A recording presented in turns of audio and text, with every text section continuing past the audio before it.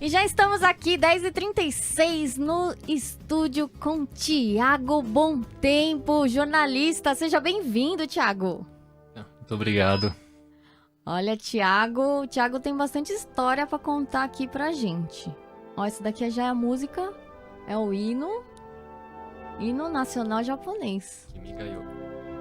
Olha, o Thiago, ele tem uma história bem interessante, porque o Thiago, olha lá na câmera lá, ó, pra você que está nos acompanhando pelo YouTube, Thiago, eu perguntei pra ele se ele era mestiço, né? O pai ou a mãe japonês, né? Aí ele é misturado com, né, com italiano ou com, não sei.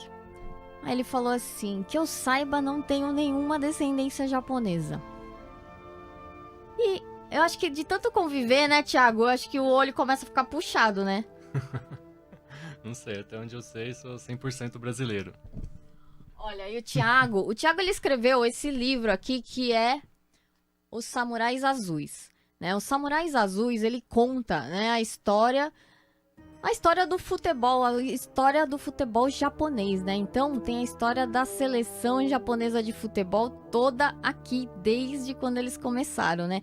Que diferente da seleção brasileira, o Japão, ele entrou a primeira Copa dele foi 98, muito recente. Tipo, eu já tinha quase 17, eu tinha uns 17 anos, 18 anos, por aí já. Então, eles são muito novos nessa seleção. E aí, o Thiago, ele vai contar aqui pra gente o porquê do interesse, né? Porque assim, ele não tem ligação nenhuma, né, com de sangue, pelo menos, né, com o Japão. Mas sim se interessou, né? De onde que começou, né, tudo isso? Conta pra gente um pouquinho de como que começou seu interesse, né, pela cultura japonesa. E depois a gente entra pra contar um pouquinho do livro. Tudo bem. Bem, o meu interesse pela cultura japonesa vem desde criança. Cresci nos anos 90, então desde pequeno gostava muito dos animes que passavam na TV. Cavaleiros do Zodíaco, Yu Yu Hakusho, Dragon Ball. Mas eu fiz aula de judô, então quando eu tinha 12 anos eu aprendi as primeiras palavras em japonês, né? A gente tinha que contar até 10, tinha que falar algumas palavras, né, durante os treinos, né? O sensei, né, ensinava pra gente a ter disciplina, então foi assim uma das portas de entrada, né, para meu interesse na cultura japonesa. E quando eu terminei o ensino médio, né, que eu já tinha terminado um curso de inglês, e eu pensei, eu gostaria de aprender outro idioma. Aí de repente eu pensei, por que não japonês, né? Foi o que pareceu interessante para mim, porque na época eu fiz faculdade de design de games, então eu queria trabalhar com jogos. E tinha muitos jogos em japonês que eu gostava. Que lá em anos 90, né? Anos 90 era uma febre, né? Os jogos era tudo japonês, a maioria, né? Eu jogava principalmente Super Nintendo, né? Então tinha muitos jogos em japonês que a gente jogava mesmo sem entender nada, a gente ficava lá fuçando no jogo até descobrir como que funcionava. Não lembra? Ó, eu não sei se era. Eu acho que é da sua época, porque a gente tem quase a mesma. Quase não, né? Eu sou um pouco mais velha. Mas Street Fighter, eu lembro. Sim, eu jogava Street Fighter em japonês. Então, em japonês. E aí, os lutadores lá, eu lembro do Ryu. Aí tinha o. Como que chama? Blanca, né? E eles faziam. Tinha lá as magias dele. E na hora que eles soltavam a magia, falava lá umas palavras em japonês, né? Que aí, na época, então, você não entendia nada. O Hadouken, né? A gente às vezes falava os nomes do jeito que entendia, né? Falava tudo errado, mas a gente se divertia bastante. E aí foi quando você começou a se interessar e aí você, na verdade, você fez até um curso, né, de japonês para aprender um pouquinho mais da língua também, né? Isso, eu fiz o curso de japonês da Aliança Cultural Brasil-Japão. E depois isso daí você fez, isso foi em que ano? Mais ou menos você tinha quantos anos nessa época? Eu comecei a estudar japonês em 2007. Eu tinha 21 anos por aí. Então você já tinha feito o curso de game. Eu tava nessa primeira faculdade ainda Foi nessa época que eu comecei a estudar o idioma japonês. E aí, depois, quando você resolveu fazer o jornalismo, isso foi depois de quanto tempo? É que eu fiz essa faculdade, cheguei a trabalhar 3 anos numa empresa de jogos e depois, por vários motivos, eu resolvi mudar de área. Achei que o jornalismo seria mais adequado para mim, achei que seria algo que iria me satisfazer mais pessoalmente, talvez não financeiramente, mas esse lado emocional para mim foi mais forte e eu decidi ir para o jornalismo. E a princípio, eu já sabia que eu queria trabalhar com esporte, né? Porque eu sempre gostei de futebol desde criança. Mas eu não imaginava que eu ia trabalhar com o Japão. Eu pensava, vou cobrir o futebol brasileiro, europeu. Mas como eu já estudava o idioma japonês nessa época, eu comecei a pesquisar também sobre os times japoneses. Para aprender os kanji, os nomes dos times, das cidades, das províncias. E comecei a também assistir os jogos da seleção japonesa, a partir de 2010. E aí, quando eu percebi, eu estava assistindo muito mais os jogos do Japão do que do Brasil ou da Europa e acabei me focando mais no futebol japonês mesmo. E aí, depois disso, você começou... na verdade, você chegou a ir pro Japão também, né? Mas no Japão você já foi agora em 2019. Isso, quando eu comecei a faculdade, eu já estava pensando, já tinha esse objetivo, esse sonho, né, de um dia ir para o Japão, conhecer lá, mas só consegui realizar vários anos depois, né, em 2019, que eu fui como bolsista pela JICA, num curso de cultura japonesa. E como que é? É só para os nossos ouvintes entenderem, né, que você não precisa ser descendente de japonês para se candidatar à bolsa, para ir fazer os cursos da JICA. Assim, resumindo, só para os nossos ouvintes saberem, né, que eles têm essa oportunidade, quais são os requisitos para você concorrer a essa bolsa da JICA?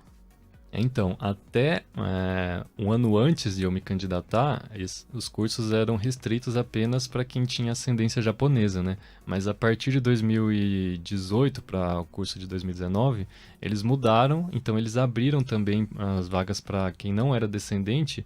Por quê? Porque o principal requisito não é o seu sangue, sua ascendência. O principal requisito é que a pessoa participe e contribui com a comunidade Nikkei da sua cidade. Então, se você está participando de alguma entidade, se você faz qualquer atividade que esteja relacionada com a cultura japonesa, que vai, de alguma forma... Vai agregar, vai contribuir depois, né? Então tá valendo. Então, esse é o principal requisito. Então, para quem tem interesse, no meu caso, né, que eu queria muito ir para o Japão, mas não conseguia porque a maioria das bolsas eram restritas para Nikkei-jin, né? No caso da JICA agora, eles têm cursos também para não descendentes.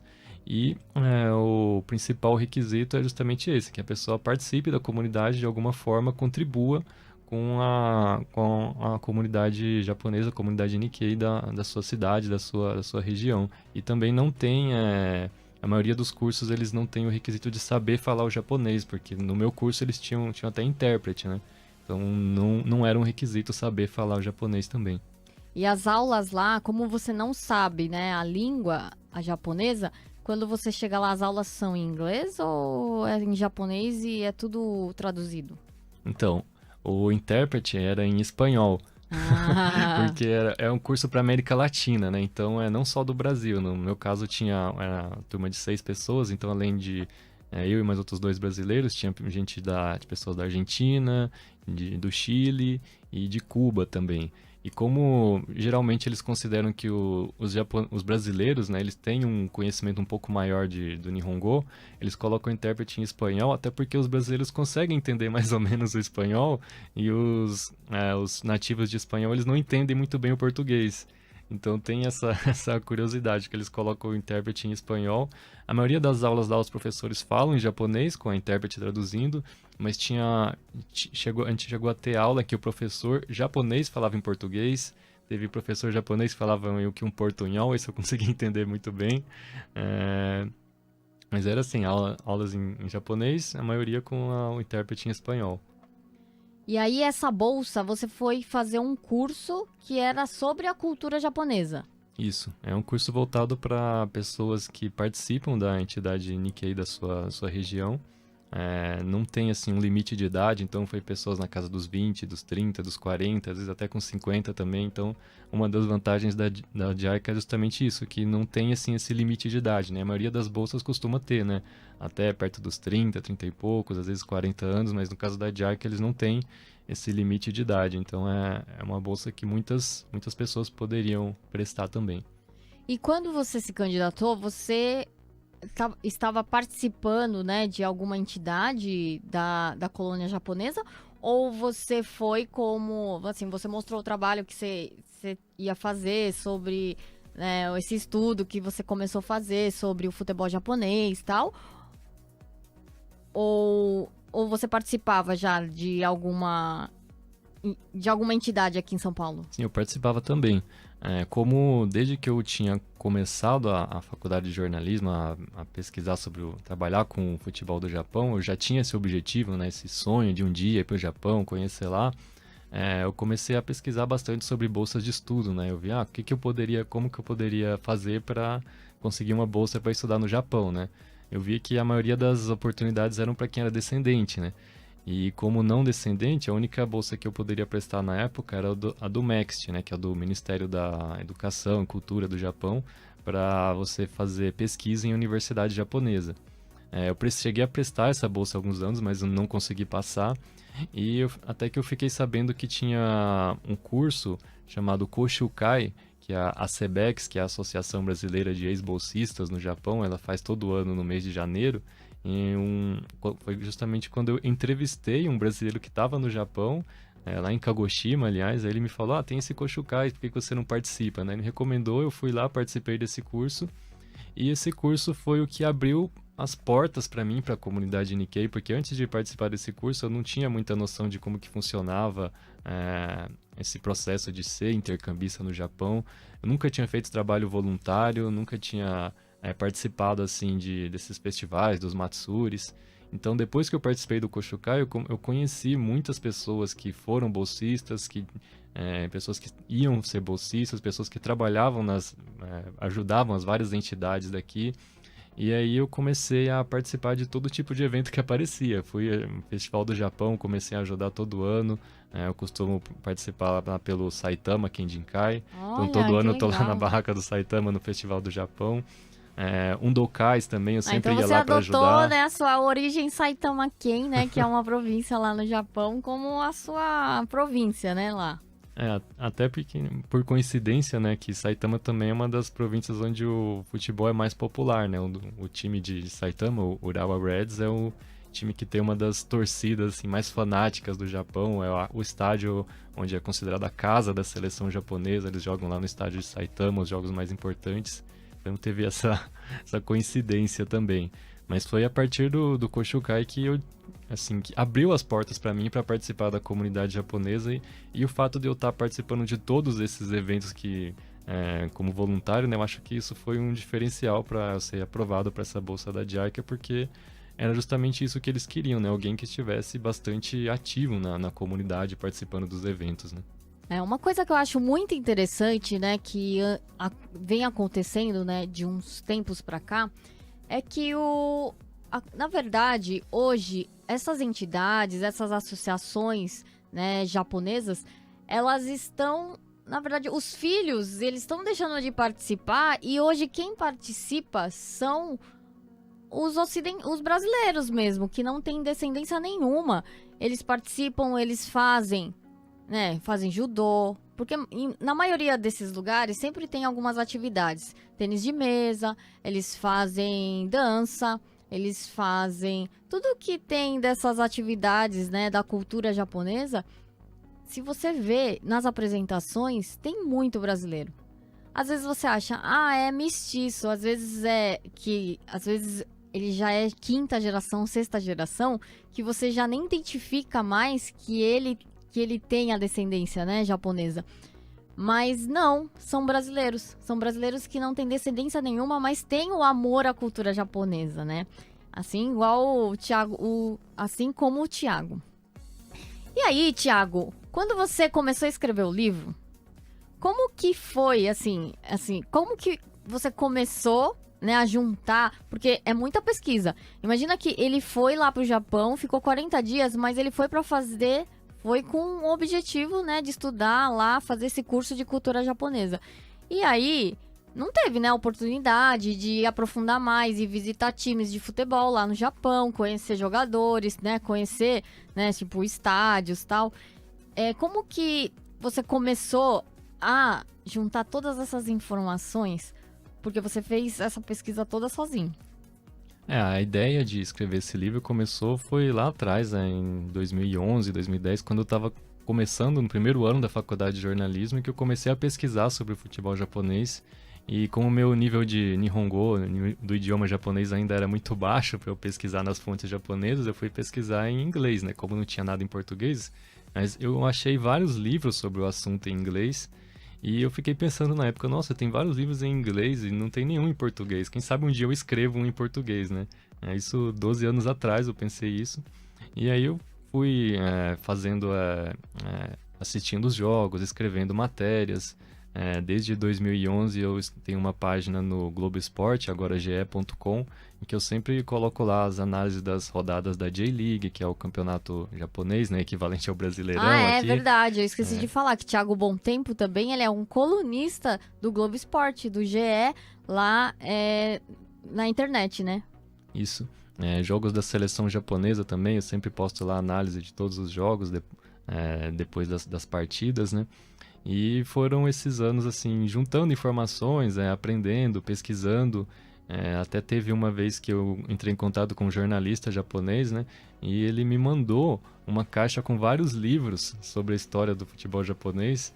E, assim, eu tava conversando com ele, né? Falando, eu gostaria de pesquisar um pouco mais, se você tem alguma recomendação. Aí ele falou, qual o seu endereço? Eu fiquei assim, como assim? Depois eu vi que ele ia me mandar, assim, ele mandou de presente uma caixa com vários livros, e isso foi uma referência muito importante para mim. Na época eu tinha muita dificuldade para traduzir aquilo, né?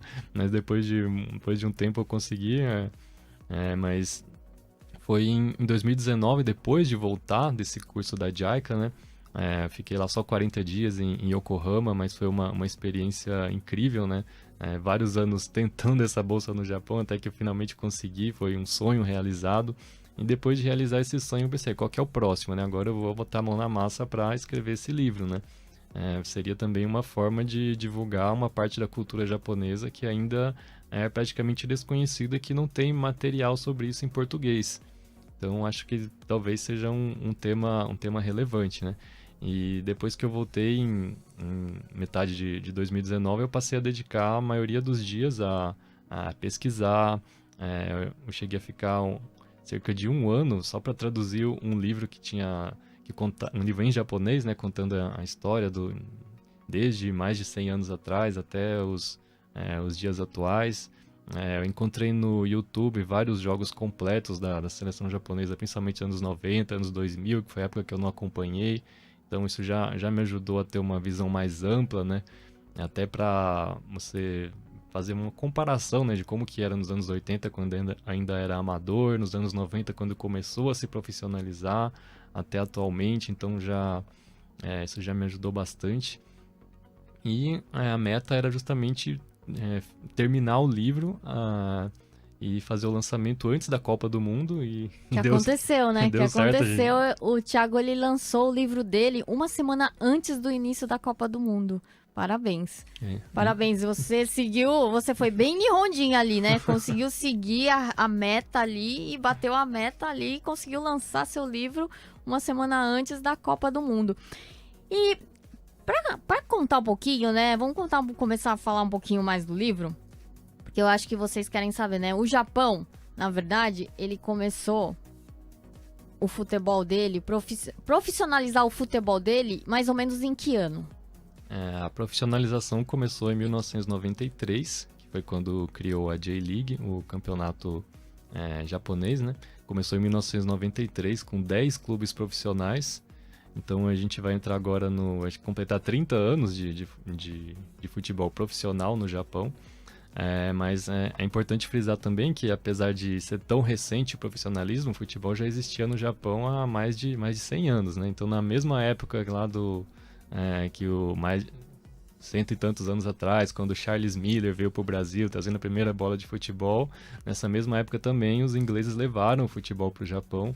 Então já existia, né, há muito tempo, né? A seleção japonesa passou mais de 60 anos tentando se classificar para uma Copa do Mundo, até que conseguiu pela primeira vez em 1998. Então eu conto também essas histórias mais antigas, né? Desde os primórdios do futebol.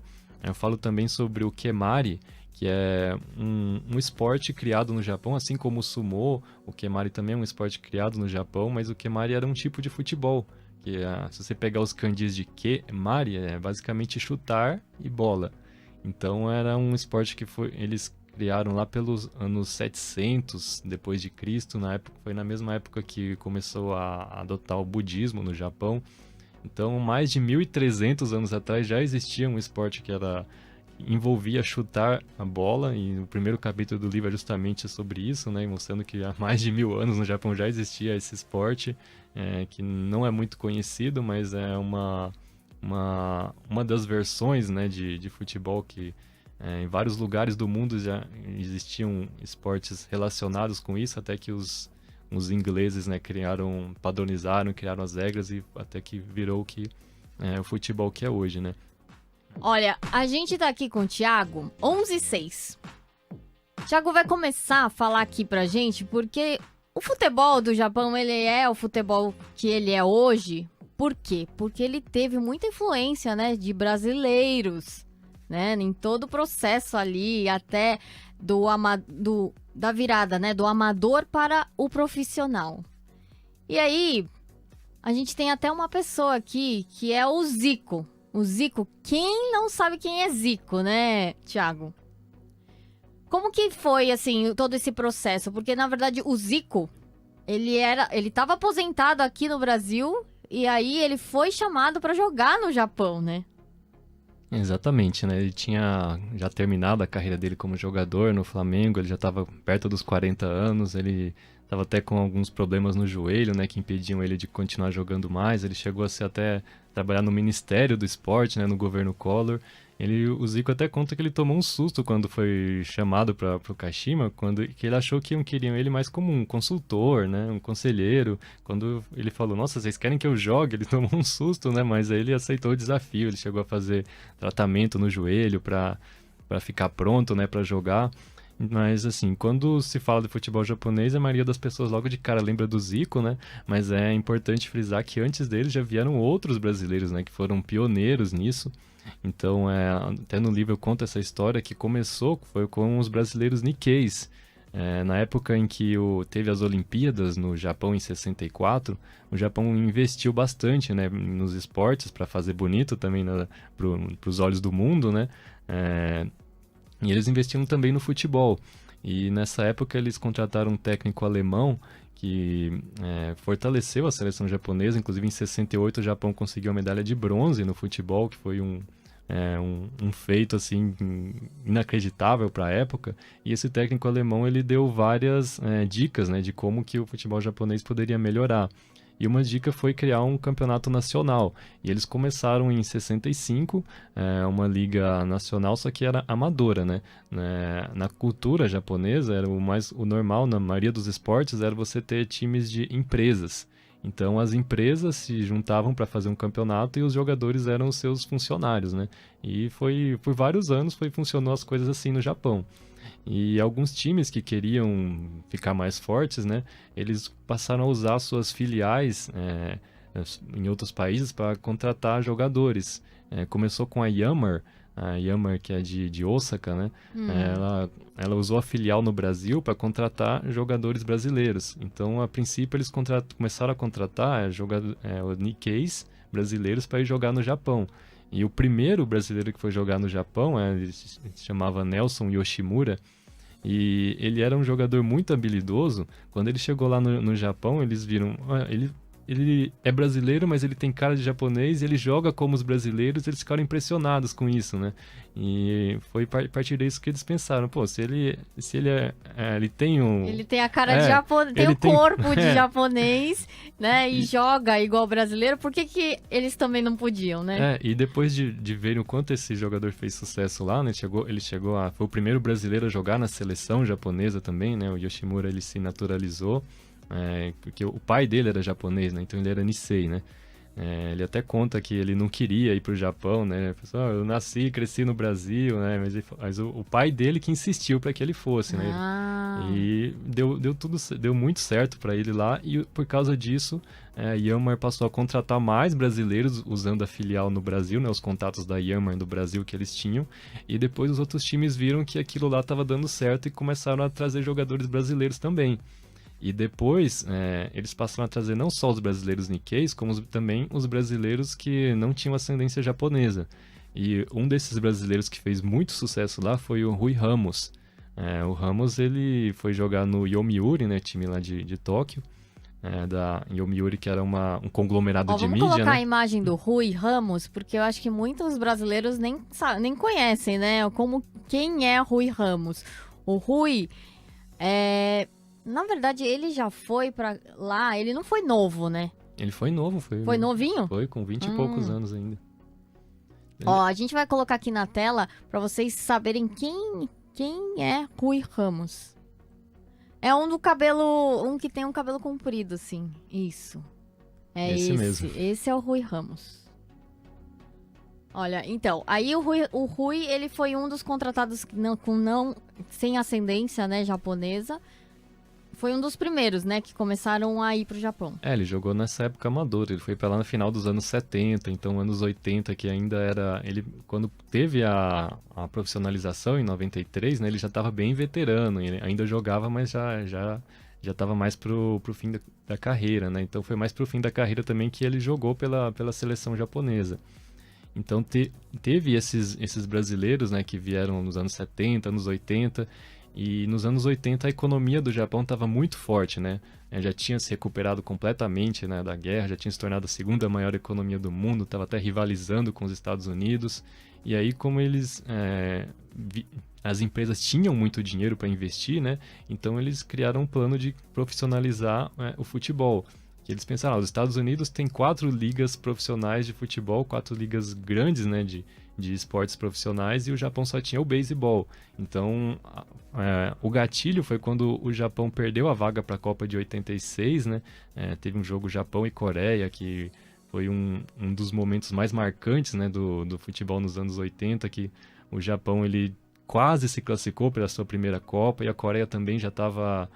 desde 54, que nunca mais tinha se classificado, e os dois fizeram um jogo bem disputado, e a Coreia acabou ganhando e se classificou, e a Coreia tinha acabado de criar uma liga profissional. E o Japão viu, a gente está ficando atrás da Coreia, a gente vai ter que seguir o exemplo deles, senão a gente nunca vai se classificar para uma Copa. Então eles resolveram usar todo esse poder financeiro que o país tinha, né, e lançaram um projeto. A gente vai profissionalizar o futebol com algumas metas, né? Não só criar uma liga profissional, mas também criar uma cultura de futebol, implantar o futebol na cultura japonesa.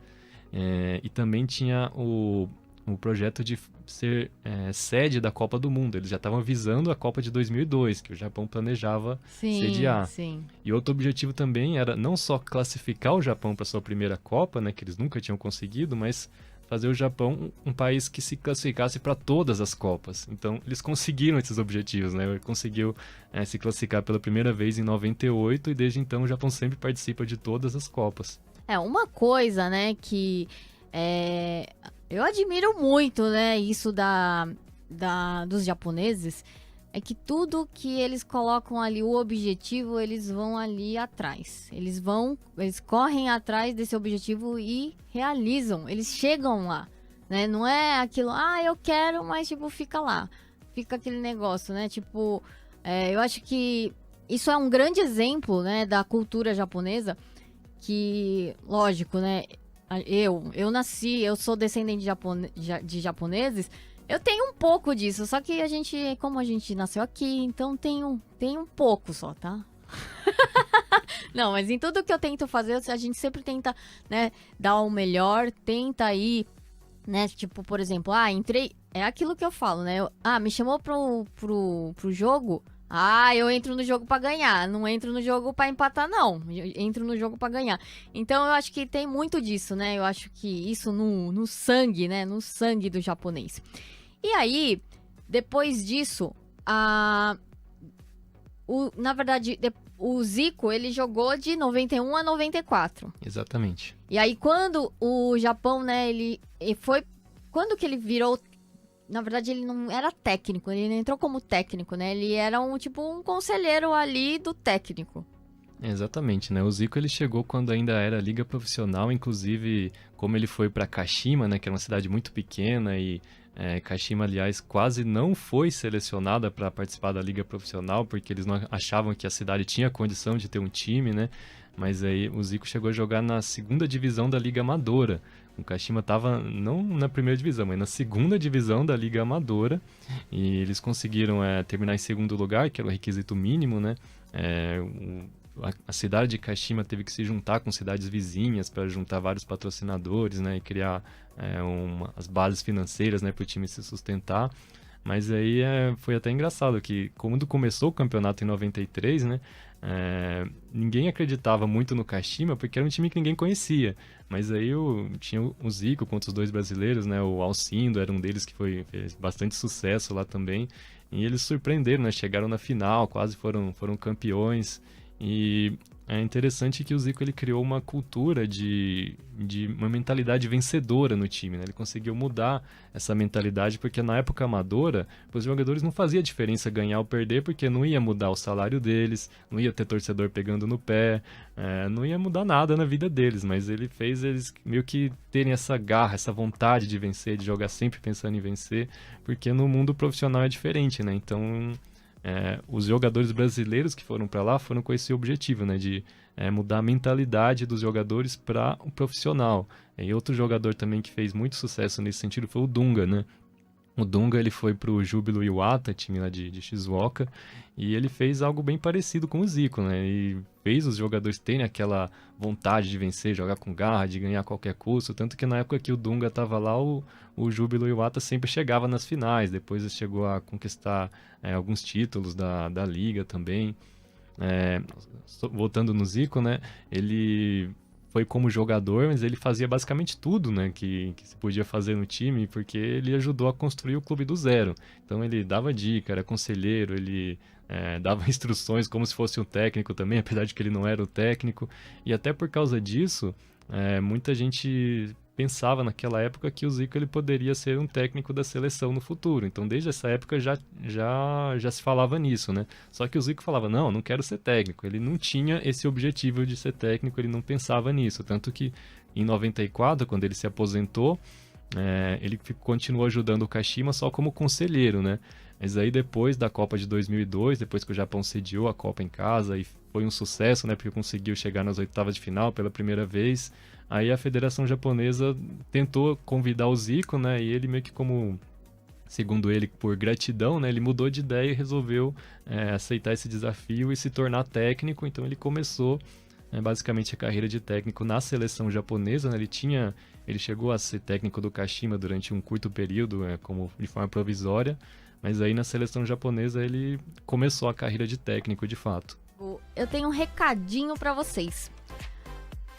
Vocês conhecem a Murasan, né? A Murasan, ela é considerada a primeira loja especializada em própolis no bairro da Liberdade, aqui em São Paulo. A Murasan, ela trabalha há mais de 24 anos com as melhores marcas de própolis. E olha, tem uma grande variedade de própolis lá na loja que nem eu sabia. Então, se você ir lá na loja, eles podem indicar a melhor própolis para você, porque tem tantas, né? Porque tem a verde de Minas, tem a vermelha de Alagoas, e aí tem aquelas que não gruda aquela cerinha. Então, assim, tem uma variedade de própolis que ali eles podem te indicar o que for melhor para você, tá bom? Então, indo até a loja, vocês já garantem um desconto de 5%.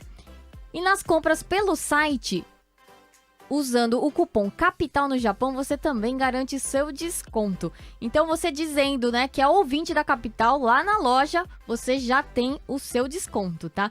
A Murasan, ela fica na rua Galvão Bueno, número 352, a 4 minutos do metrô Liberdade. Pensou em própolis? Pensou em Murasan, própolis de tradição. Que vocês vão ganhar aqui no Moshi Moshi também, ó, para o Thiago. Muito obrigado. Olha, Thiago, vamos então voltar um pouquinho, continuar um pouquinho sobre, né, a influência dos brasileiros, né, na seleção. Então, depois que o Zico, né, entrou, né, ajudou, né, nessa transição, né, do amador para o profissional, em 2002 ele ficou como um conselheiro ali, na verdade, a segunda Copa, né, do Japão, porque a primeira foi em 98, a segunda foi em 2002, e a 2002 já foi lá no Japão, né? Isso, a Copa de 2002, né, realizada na Coreia e no Japão.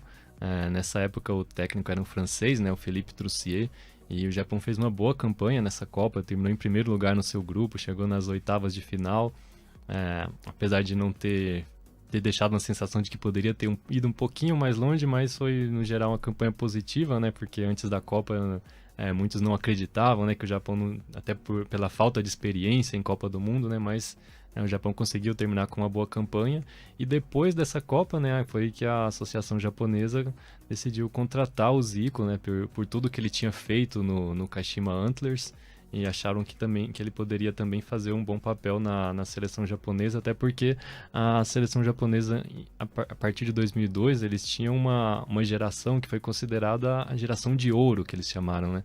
Porque tinha alguns jogadores muito talentosos, como o Nakata, o Nakamura, o Shinji Ono, o Inamoto. Então era uma geração talentosa como o Japão nunca tinha tido antes. Então eles escolheram o Zico que eles acharam que seria a pessoa ideal para liderar essa geração, nova geração de jogadores. Eu tava no Japão, né? Cheguei no Japão em 2003. Eu achava esse jogador aí, Nakata, tão bonito, mas hoje eu olhando essa foto aí, não sei não, viu? Não sei o que eu via não, mas, ó, pra você que tá assistindo aí no YouTube, a gente tá aqui com algumas imagens na tela aqui do estúdio. Ó, esse aí, o número 7 é o Nakata. E o 10 é o Nakamura. Esse Nakamura também, ele era muito bom, né? Eu lembro que era sempre o Nakata e o Nakamura que eram os mais conhecidos da seleção. Eles foram basicamente pioneiros, né, em abrir portas para os jogadores japoneses no futebol europeu. Porque até os anos 90 era praticamente impossível para qualquer jogador japonês jogar na Europa, tanto pela falta de chances quanto... porque eles ainda precisavam evoluir, né? Nos anos 90, o Kazu, que era o mais famoso, né, a grande estrela, né, do futebol japonês, ele chegou a ter uma passagem rápida no campeonato italiano, mas não conseguiu ficar muito tempo lá, logo voltou para o Japão. Então, assim, até o principal jogador japonês não conseguia jogar no futebol europeu, mas o Nakata foi o jogador que mudou isso, porque ele chegou na seleção já em 97, ele ajudou o time a se classificar para a Copa de 98, e ele chamou bastante atenção na Copa de 98, né? Tanto que depois ele foi contratado para jogar no campeonato italiano e ele fez muito sucesso lá, ele se tornou uma estrela. O Nakata, ele chegou até a ser indicado ao prêmio de melhor jogador do mundo. Ele e o Nakamura até hoje são os únicos japoneses que já foram indicados para esse prêmio. Então, depois do sucesso do Nakata, os clubes europeus, eles passaram a olhar para os jogadores japoneses e ver, opa, tem um mercado ali, a gente pode conseguir alguns bons jogadores lá. Então foi nessa época que começou a mudar os jogadores japoneses a terem essa chance, né, de jogar no futebol europeu, né, no final dos anos 90 e início dos anos 2000.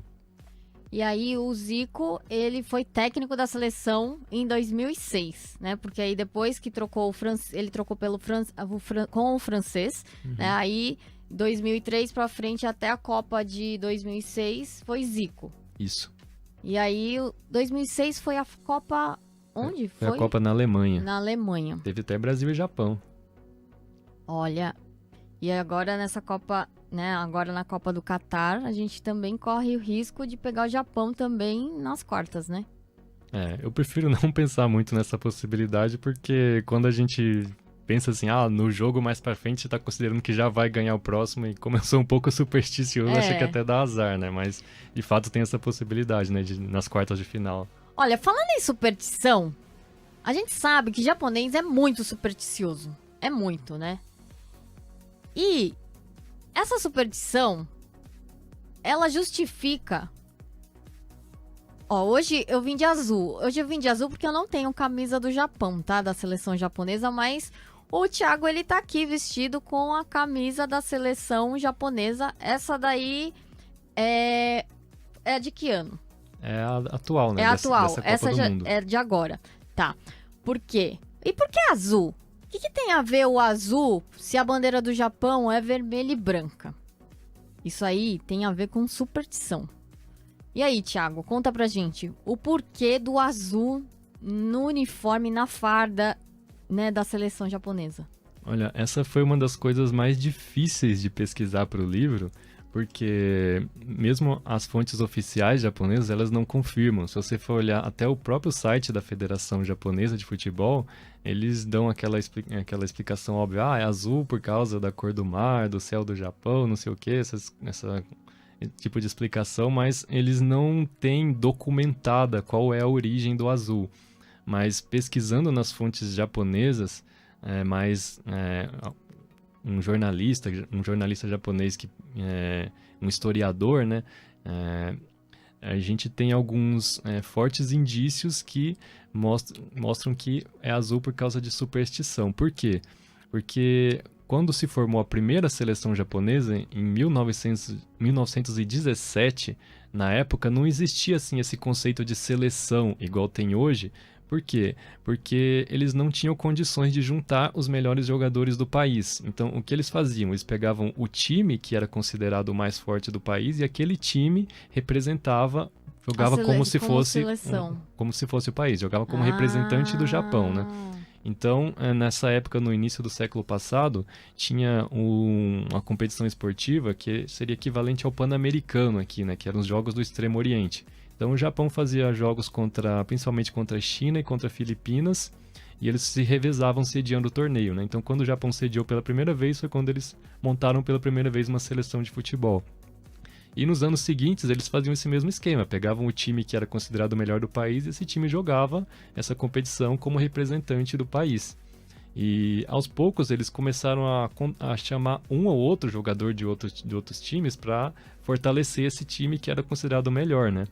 E até que em 1930 foi quando o Japão ganhou pela primeira vez esse torneio. Na verdade, o jogo final contra a China terminou empatado, né? Mas como eles ainda não tinham disputa de pênalti, não tinha critério de desempate, os dois foram considerados campeões. E os dois? Isso. Eita, Antigamente existia isso, porque não tinha pênalti, né? Então, se terminasse empatado, essa foi boa, nunca ou acontecia outro campeões. Jogo, ou eles dividiam o título. Então, como não tinha tempo de fazer outro jogo, os dois foram considerados campeões. E foi a primeira vez que o Japão ganhou um título, lá em 1930. E por acaso o Japão estava jogando de azul nessa competição. Por quê? Porque a maioria dos jogadores eles eram da Universidade Imperial de Tóquio, a Teidai, que eles chamavam. Atualmente essa é a Universidade de Tóquio, que chamam de Todai, né? E o time da Todai, eles jogavam de azul. E como a maioria dos jogadores eram dessa universidade, eles pegavam o uniforme deles e jogavam com esse uniforme. E eles consideraram que esse uniforme deu sorte, e porque depois, nos anos seguintes, nos anos 30, quando eles finalmente passaram a montar a seleção convocando jogadores de diversas partes do país, né, que os meios de transporte já estavam um pouco mais avançados, já possibilitavam eles fazerem treinamentos, né, com jogadores de várias regiões, eles passaram a jogar de azul. Não tem nada documentado, né? Falar, joga de azul por causa disso, mas os documentos históricos que sobreviveram, tudo indica que foi por causa disso, dessa vitória em 1930, que eles acharam que deu sorte, e passou a jogar de azul. Tanto que em 1936 foi a primeira vez que o Japão participou de uma Olimpíadas. No primeiro jogo, o Japão conseguiu uma vitória contra a Suécia, e a Suécia era considerada uma das candidatas ao título, uma das favoritas para a medalha de ouro. O Japão ganhou da Suécia num jogo que começou perdendo de 2-0, depois virou para 3-2, e até chamaram esse jogo de Milagre de Berlim, que foi uma partida que teve uma repercussão muito grande, né? Até na imprensa da Europa na época, ninguém acreditava que o Japão poderia ganhar, e o Japão conseguiu surpreender e jogando de azul, né? Então acredita-se que foi por causa de superstição, porque consideraram que o uniforme azul deu sorte, né, nesses feitos, né, que o Japão teve a primeira vez que conseguiu um título, que foi nos anos 30, e depois em 36, ainda nas Olimpíadas, ainda conseguiu ganhar um jogo nas Olimpíadas contra um europeu. O uniforme reserva deles é que cor? Geralmente é branco, né? É branco? É. Ah, tá. Já teve amarelo também, mas não costuma ser branco. Porque o da seleção brasileira, né, o principal é o verde, o amarelo, né, o verde e amarelo, e com calção azul, e o reserva, a farda reserva é azul, né, azul inteira. Olha, só que aí, em todos os anos, em todas as Copas, né, a camisa da seleção teve cada uma delas tem um desenho diferente, né? E esses desenhos diferentes também têm uns significados, né? Inclusive tem uma que tinha até desenhos de mangá, né? Lançaram esse ano, né, uma camisa com várias estampas de mangás, né? Na verdade, essa camisa não é oficial. Muita gente, inclusive, chegou a me mandar mensagem perguntando: essa camisa, o Japão vai jogar com essa camisa de anime na Copa mesmo? Só que o que aconteceu? Foi um designer que fez o desenho dessa camisa, assim, de brincadeira, só pra falar: olha, seria legal o Japão ter uma camisa assim, né, com vários desenhos lá de mangá. E aí, algumas pessoas pegaram esse desenho e fizeram a camisa de verdade, mas é tudo pirateado, não é oficial. A Adidas não tem nada a ver com isso. E muita gente começou a vender essa camisa, até na Liberdade a gente vê muita gente andando com essa camisa, mas ela não é oficial. Tanto que quando o Japão lançou a camisa oficial, né, que tem como inspiração o tsuru, né, o origami, esse padrão, esse design inspirado no origami, muita gente pensou: mas o Japão não ia jogar de camisa de anime na Copa, né? Mas né, essa camisa de anime, de mangá, não é oficial. Ó, tá vendo? Então, a camisa de anime, ela é fake, não é original. Ela é original. Já chegaram até teve, por exemplo, na Copa de 2014, o Japão lançou alguns modelos, fez parceria com o Pokémon, lançou uma camisa com o desenho do Pikachu, lançou uma da Hello Kitty, mas aí já era mais modelo infantil, né? Então, não era modelo de jogo mesmo. Ó, esse é um jogador que também é brasileiro, né? Wagner Lopes, que tá aqui, ó, na tela aqui do fundo. Ele também foi como o Rui Ramos, que foi pro Japão, brasileiro, e ele se naturalizou japonês para jogar na seleção japonesa. Exatamente, ele, assim como o Rui Ramos, né, ele foi para lá bem novinho ainda, fez cerca de 20 anos, ele foi para lá no final dos anos 90, então ele jogou bastante tempo na Liga Amadora, até ser contratado pela J-League, depois que começou a profissionalização. E por ter morado tanto tempo no Japão, né, que ele decidiu se naturalizar, mas ele contava que no início ele nem pensava, né, em jogar pela seleção, até porque quando ele decidiu se naturalizar, ele ainda estava jogando na Liga Amadora. Ele decidiu se naturalizar porque já estava lá há muito tempo, porque o filho dele tinha nascido no Japão, né, então ele tinha aquele sentimento de gratidão, né, de kansha, né, que a gente fala, pelo Japão, por tudo que tinha dado para a carreira dele, né, e quando ele chegou na J-League em 97, tinha se naturalizado, ele estava jogando muito bem, fazendo bastante gols, e a seleção japonesa estava precisando de um atacante, né? E aí o técnico convocou ele, e ele participou, né, da campanha para se classificar pela primeira Copa do Mundo, e jogou na primeira Copa do Mundo. Foi o primeiro brasileiro naturalizado japonês a jogar na Copa do Mundo, né? Porque o Rui Ramos, que estava na geração anterior, né? Ele jogou nas eliminatórias para 94, mas foi a campanha em que o Japão não conseguiu se classificar, né? Tava se classificando para 94, mas no último minuto do último jogo acabou sofrendo um gol e infelizmente não se classificou e não pôde participar da Copa dos Estados Unidos em 94.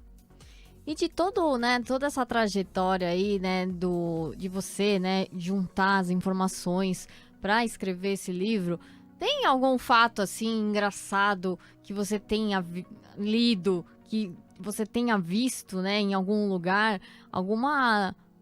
Porque sempre tem, né, alguma coisa assim que você fala assim, nossa senhora, né, imagina, aconteceu isso, né? Tem alguma coisa Tem que te chamou a bastante. atenção? Tem bastante. Eu vou mencionar alguns fatos que ocorreram quando começou a J-League, né? Inclusive no capítulo sobre a J-League eu listei várias curiosidades, né? E uma delas é que quando o Zico estava lá no Kashima Antlers, né?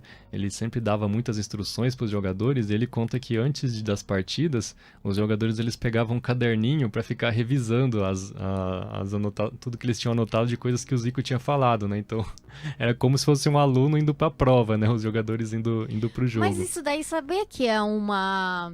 Eu não sei se isso faz parte, eu acho, que já da educação do japonês, tudo anotar, tudo escrever.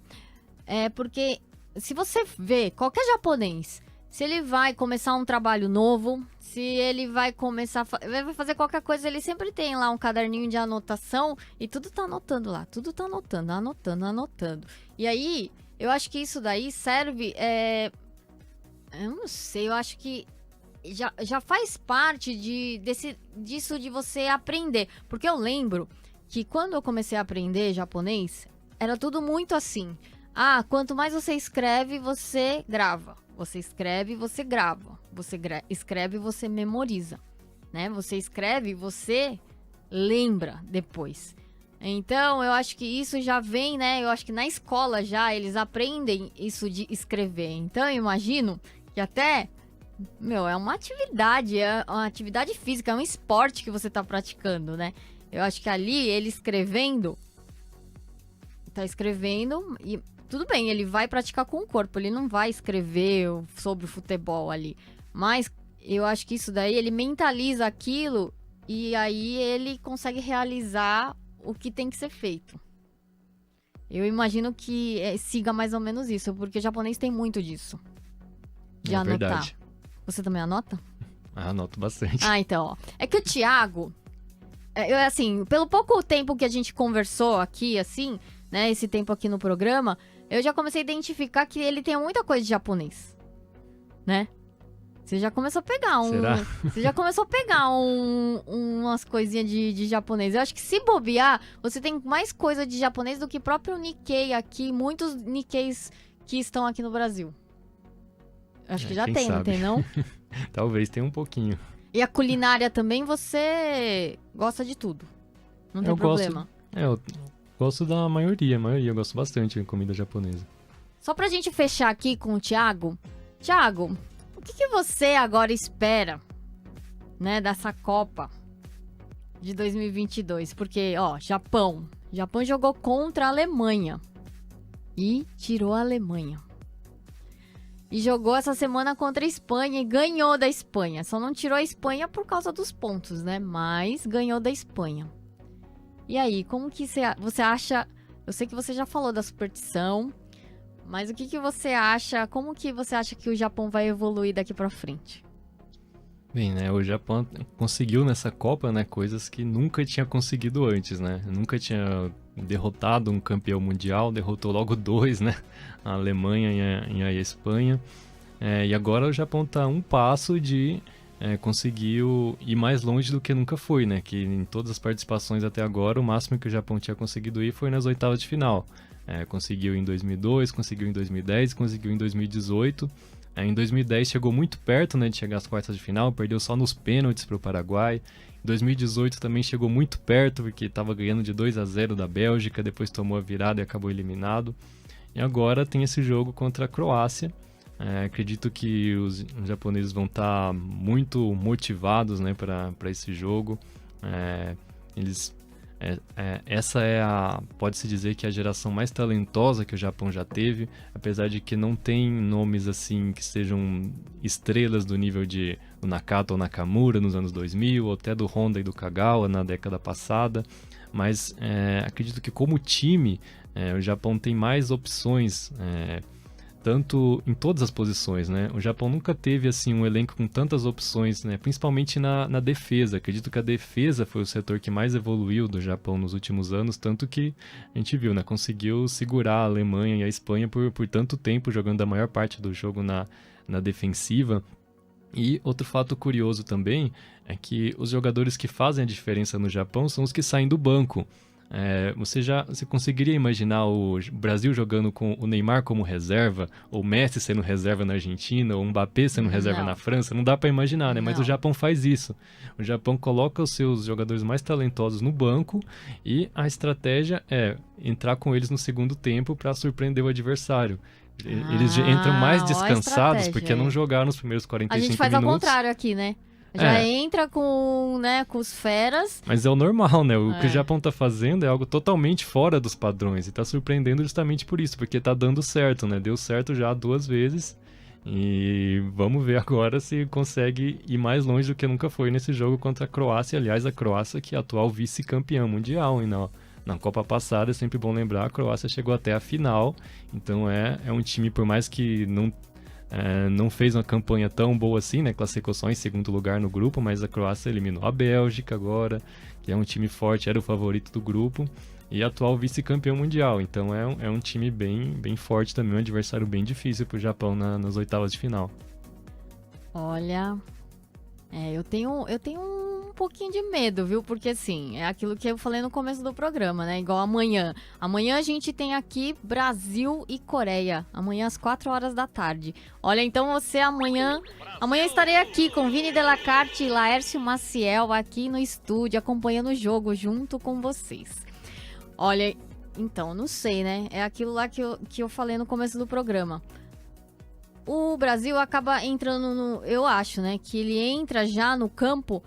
Tipo, é Coreia, a gente já ganhou, nem entrou no campo, nem jogou ainda e já ganhou. É igual o que aconteceu com o Camarões, eu acho, sabe? Tudo bem, a gente entrou com time reserva, né? Tem isso também. Mas vamos ver amanhã. Eu tenho um pouquinho de medo do Brasil, né? Porque depois daquilo lá que, né? Primeiro lá na Alemanha. Aquele 7-1 da Alemanha ali foi... Mas era a Alemanha. Mas, né, vamos ver. Eu também tô meio apreensiva, né? Porque tudo pode acontecer. Se Japão ganhou da Alemanha e se Japão ganhou da Espanha, porque Coreia, né, também pode ganhar do Brasil. Então, assim, lógico, minha torcida é do Brasil. Então, se depois, nas quartas, chegar Japão e Brasil, lógico, minha torcida é pro Brasil. E a sua? Olha, sendo sincero, eu acho que o meu lado do Japão fala mais forte, mas eu já vi o Brasil ser campeão 2 vezes. Já vi o Brasil ser campeão em 94, já vi o Brasil ser campeão em 2002. E acredito que o Brasil tem boas chances de conseguir o Hexa, se passar pelo Japão, ou por quem for, né, nas quartas de final. Vou torcer para o Brasil ser Hexa, claro, vou torcer pelo Brasil. Mas se o Japão eventualmente conseguir ganhar da Croácia, se conseguisse ganhar também do Brasil, eu ia ficar feliz também, porque o Japão também tem esse sonho de ganhar a Copa do Mundo. Se o Japão conseguir um dia ganhar a Copa do Mundo, vai ser algo incrível. Sim, com certeza. E aí, sabe o que você vai ter que fazer? Você vai ter que fazer um especial da Copa de 2022 dos Samurais Azuis. Não é isso? Já tem gente me cobrando a continuação, né? Por causa dessa Copa do Mundo. Olha, e os Samurais Azuis, o livro, né, do Thiago, onde que os nossos ouvintes podem encontrar o seu livro? Olha, são 3 opções para comprar o livro. A primeira é pelo site da editora Corner. É só procurar, você pode procurar no Google, lá, livro Samurais Azuis, é um dos primeiros que aparece. Outra é pela livraria Fonomag, livraria que fica na Liberdade, tanto na loja física quanto pelo site também dá para comprar. E outra seria diretamente comigo, pode me procurar nas redes sociais, Facebook, Instagram. Você pode falar pra gente aqui qual que é o seu Instagram? Thiago.bomtempo. Bom Tempo, ó, é B-O-N-T-E-M-P-O, tá, gente? Isso, é só procurar só procurar na busca lá pelo nome, que acho que aparece também, Thiago, o perfil tá aberto. sem H, né? Só com I. Sem T-I, H. só T-I. É só me mandar uma mensagem em qualquer rede social, eu envio pelo correio sem problemas. Olha, Thiago, então, eu vou ficar esperando, hein? Se o Japão, né? Se o Japão chegar, né, à final dessa Copa, certeza que, mesmo que ele não seja campeão, mas que ele chegue na final, já tem especial dos Samurais Azul por Thiago Bontempo. O Japão tem o objetivo de chegar nas quartas de final, né? Então o Japão veio para essa Copa pensando nisso. O objetivo é quartas de final porque é até onde o Japão nunca chegou. Então, se conseguir ganhar da Croácia, mesmo que perca para o Brasil depois, já vai ser para eles o melhor resultado de todos. Então, acredito que todos os torcedores vão ficar muito satisfeitos. Mas a JFA, a Federação Japonesa, eles têm um planejamento a longo prazo também, né? Então, o objetivo deles é ganhar a Copa do Mundo até 2050. Então, isso é algo que eles frisam bastante, né? Ganhar a Copa do Mundo até 2050. O planejamento deles eles estão chegando perto já, com base nisso. E é bom lembrar também que no feminino, o Japão já foi campeão mundial e conseguiu em 2011. O Japão já foi campeão mundial no feminino. Então, agora tá faltando no masculino também. Olha, Thiago, muito obrigada. Muito obrigada por compartilhar, né, toda essa história, né, da seleção japonesa que tá fazendo aí, tá nos surpreendendo nessa Copa de 2022. Olha, esse foi Thiago Bontempo, autor do livro Samurais Azuis.